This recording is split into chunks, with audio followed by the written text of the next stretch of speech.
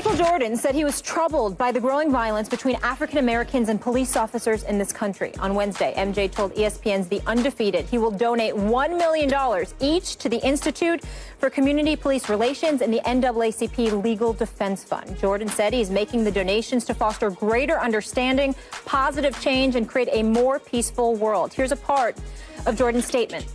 Quote, I am saddened and frustrated by the divisive rhetoric and racial tensions that seem to be getting worse as of late. I know this country is better than that, and I can no longer stay silent. We need to find solutions that ensure people of color receive fair and equal treatment, that police officers who put their lives on the line every day to protect us all are respected and supported. The problems we face didn't happen overnight, and they won't be solved tomorrow. But if we all work together, we can foster greater understanding, positive change, and create a more peaceful world for ourselves, our children, our families, and our communities. Here's Carmelo Anthony on Jordan speaking up. I thought it was brilliant, and about time, you know, that he stepped up, said what he said, because he's, at the end of the day, amongst us, he is our face. I mean, he's a African American, a very powerful African American. So for him to step up in the midst of these times right now, it was very big on his behalf, and not also just step up. You know, it's not always about money and giving back, but for him to step up and put his money where his mouth at, I mean, the timing was perfect. Stephen A., is Jordan taking too much heat for what he did? I believe he is. You know, first of all, as a black man, would I have liked to have heard Jordan speak up more on issues a la Jim Brown, Bill Russell, Muhammad Ali, Curt Flood, Kareem Abdul-Jabbar, etc.? Of course.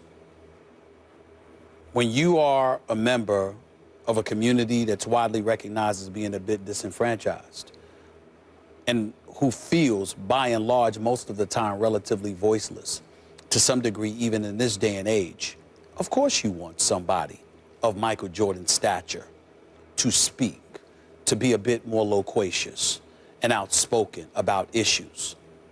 But it's one thing to desire that he does those things and be those things. It's another thing entirely to engage in condemnation directly against him because you feel he hasn't, ignoring so many other things that he has done.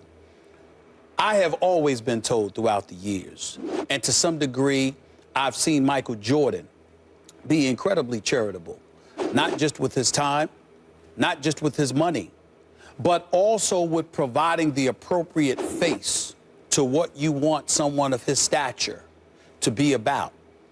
Michael Jordan surrounds himself with individuals who are educated, who are intelligent, who are accomplished in their own professions, who also happen to be black. And there's a certain level, there's a certain requirement that he will have in terms of you putting your feet on the ground, pounding the pavement, and doing the things necessary to elevate yourself to another level. It's similar to the kind of thing that Kobe alluded to when he wrote that letter last week for the Players Tribune. And he talked about not necessarily just giving to people and playing the role of enabler, but instead putting them in positions so they can ultimately carry themselves, because you're not doing them favors when you're just handing stuff to folks without them having to position themselves to really work for it, develop a skill, and take themselves to another level. These are the kind of things I think need to be looked upon and thought about and elocuted when talking about Michael Jordan. I look at a man that not only was the greatest player in the world, I looked at how he dressed, I looked at how he carried himself, I looked at how he projected, because what I saw wasn't just an individual who was trying to look good or floss money or do something like that. I looked at Michael Jordan as an individual that was saying, this is what they taught me works in order to elevate myself to another level in the world of corporate America and beyond, which is what we're trying to do with our community.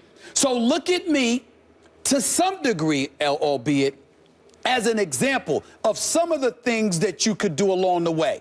I look at a guy like Kobe. I look at a guy like LeBron James. I look at D. Wade and all of these other guys, you know, with the fashion statements and all of this stuff. And LeBron of being having the business acumen that he has.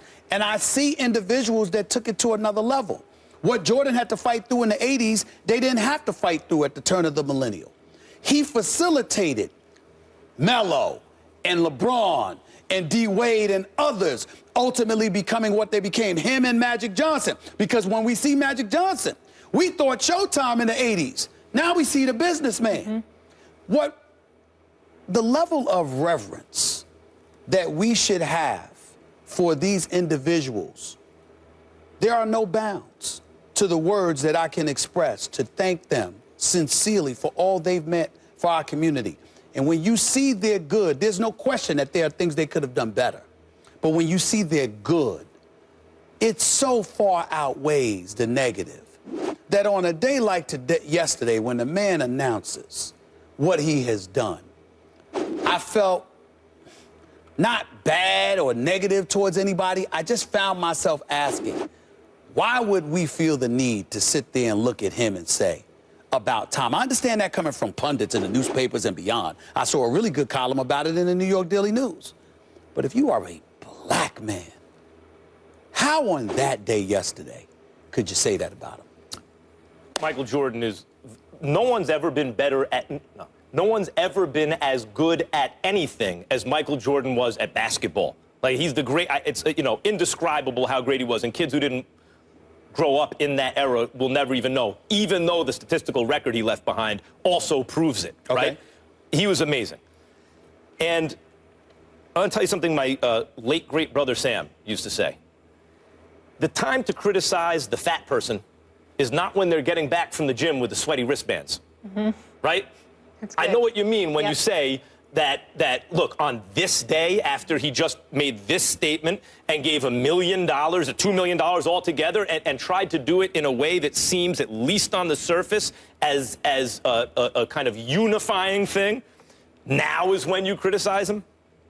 It's tough to find fault, really, with anything Jordan wrote or even with the way he allocated the money.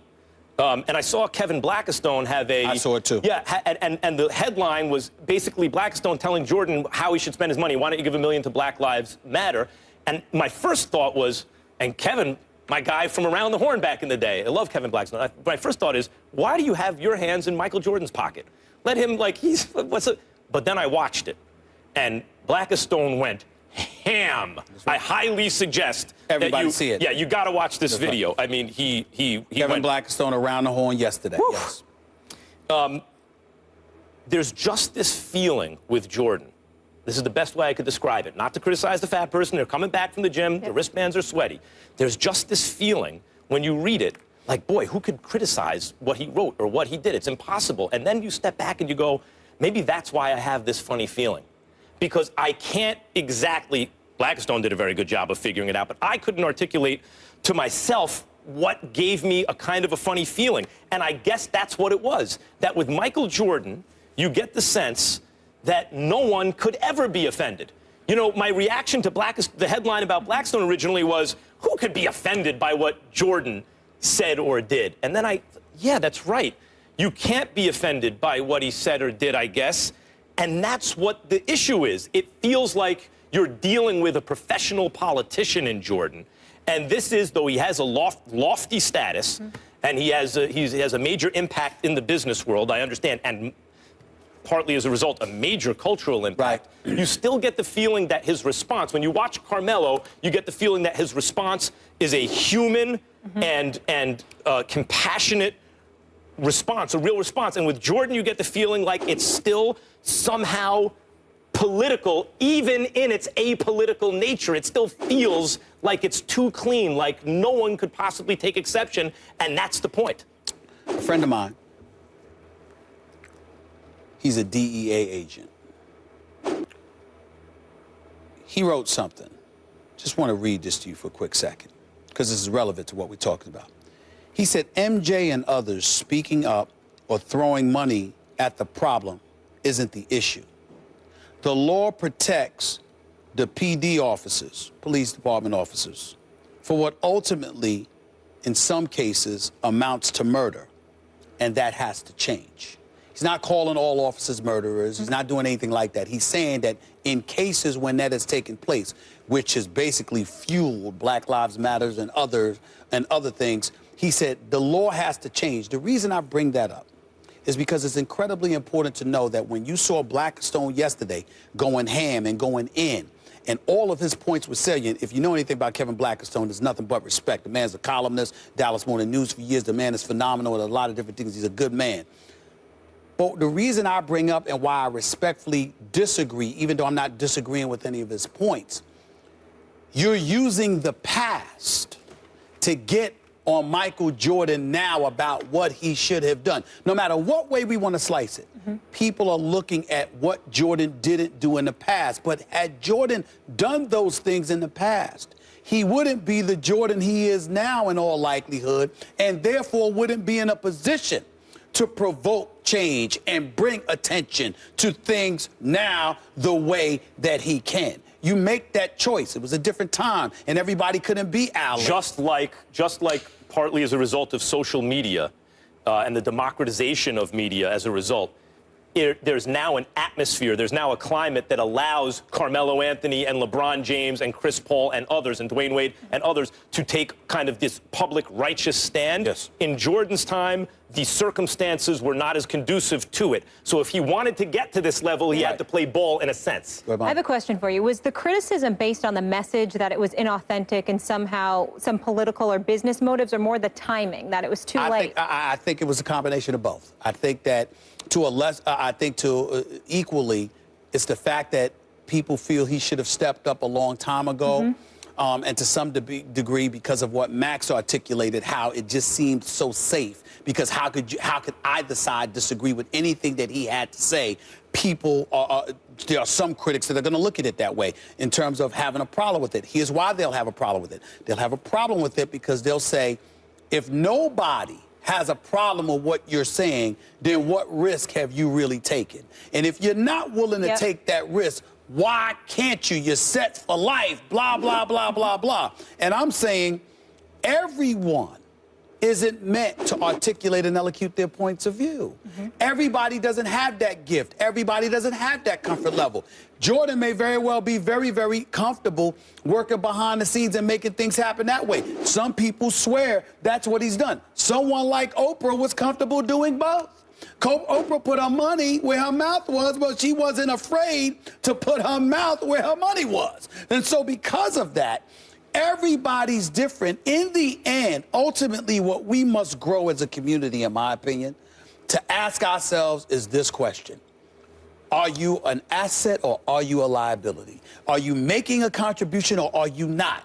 If you are making a contribution and you are an asset, what's the moaning about? So in other words, if you're making a contribution, then the criticism shouldn't be how much of a contribution you're making. Right. The fact is you're on the plus side of the ledger. You're on the plus side of the ledger. I like that, and that's my basic reaction to what Jordan did, and yet I get what Blackstone is talking about, and I understand that funny feeling. It's very difficult to go through life on the level that Jordan is going through life and seemingly not offend anybody.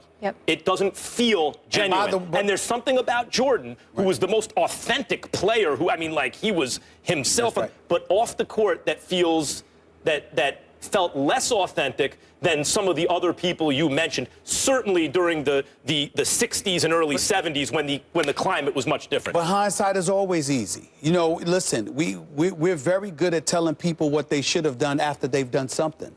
Maybe if somebody had come to Jordan and others and made specific suggestions prior to that, something else. You know what the other problem is, though? He followed, when you really talk about the psychology of this country, he followed Muhammad Ali. Like the next icon on the level of not that anyone's on Ali's level, but on a global level like that, apologies to Bird and Magic and everybody else, you know, was Michael Jordan. He was really the next Ali when you think about it in a global way. And that's a tough act to follow. I mean, because Ali was the polar opposite. That's right. But everybody ain't meant to lead. especially in that particular situation. You lead in your comfort zone. It's far more difficult to do it when you're away from your comfort zone. Of course, and speaking of assets, no one more powerful than Michael Jordan. So even though it's now, we're happy he's behind it, and hopefully this will provoke some change. When we come back to the diamond we go. The Yankees traded Aroldis Chapman to the Cubs. What is going on in the Boogie Down Bronx? More First Take in a moment. Stay here.